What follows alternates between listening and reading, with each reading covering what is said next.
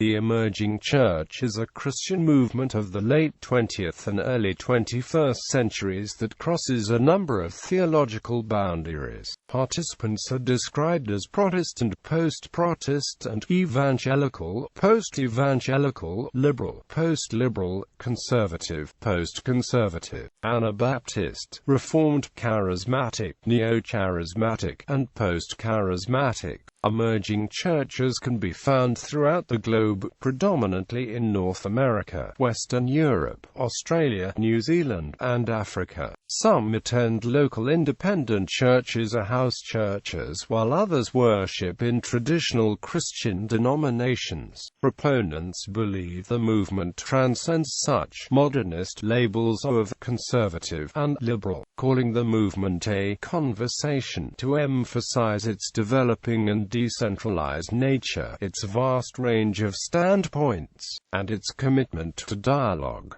Participants seek to live the faith in what they believe to be a postmodern society. What those involved in the conversation mostly agree on is the disillusionment with the organized and institutional church and the support for the deconstruction of modern Christian worship, modern evangelism, and the nature of modern Christian community. Definitions. Terminology. Emerging churches are fluid, hard to define, and varied. They contrast themselves with what has gone before by using the term inherited church. Key themes of the emerging church are couched in the language of reform, praxis-oriented lifestyles, post-evangelical thought, and incorporation or acknowledgement of political and postmodern elements. Terminological confusion has occurred because of the use of words with similar etymology. When used as descriptors, emerging and emergent can be interchangeable.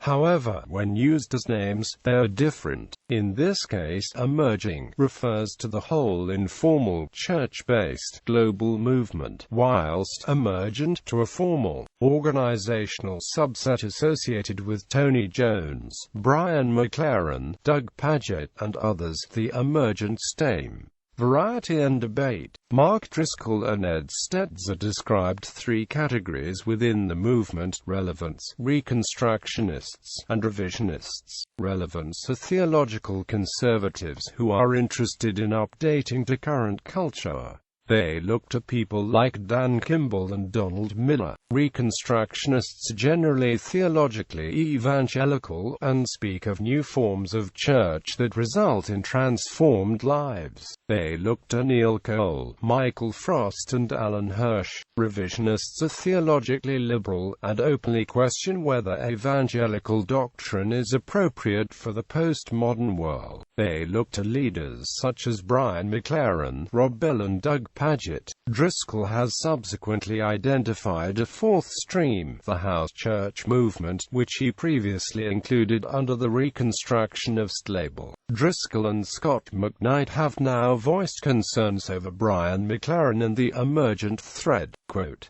"Some evangelical leaders such as Shane Claiborne have also sought to distance themselves from the emerging church movement, its labels, and the emergent brand." History. According to Mobsby, the term emerging church was first used in 1970, when Larson and Osborne predicted a movement characterized by contextual and experimental mission, new forms of church, the removal of barriers and division, a blend of evangelism and social action, attention to both experience and tradition, the breakdown of clergy-laity distinctions. The Catholic political theologian Johann Baptist Metz used the term emergent church in 1981 in a different context.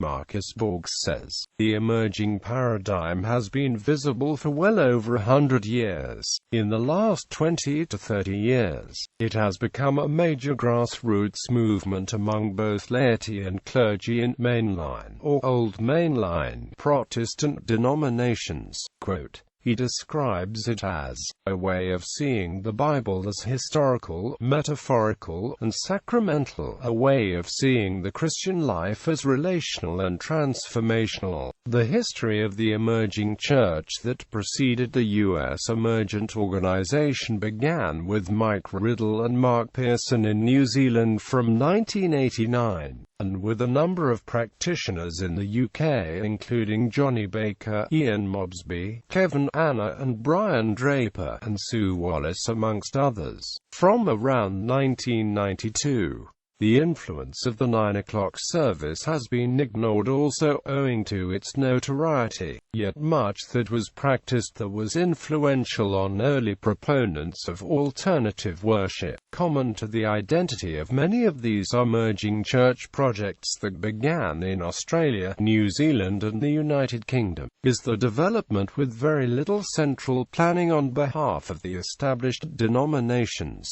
They occurred as the initiative of particular groups wanting to start new contextual church experiments, and are therefore very bottom-up. Murray says that these churches began in a spontaneous way, with informal relationships formed between otherwise independent groups, and that many became churches as a development from their initial more modest beginnings.